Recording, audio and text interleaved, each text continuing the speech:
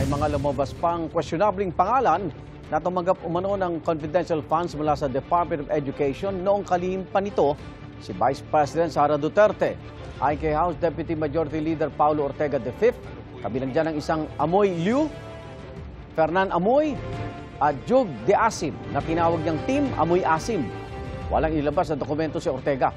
Lumabas daw ang mga kahinahinalang pangalan ng suriin ng Kamara ang acknowledgement receipts ng DepEd. Hinamon ng Malacanang si VP Duterte na ipaliwanag ang mga bagong pangalan sa confidential funds. Tugon ng bise na nasa Netherlands pa rin ngayon, hindi niya kailangan sagutin ang mga puna sa kanya.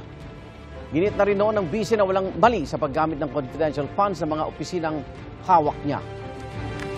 When they can say what they want to say, and then I can say what I want to say. It doesn't have to be na dahil pinupuna ko sila sa ginagawa nila sa ating bayan, ay kailangan ko din sagutin yung sinasabi nila. Sabi nga nila, pag confidential agents, confidential na mga tao, hindi po pwedeng pangalan na lang. Kailangan po, meron pong, meron pong backup, meron pong trail, kung sino po yung totoong tao.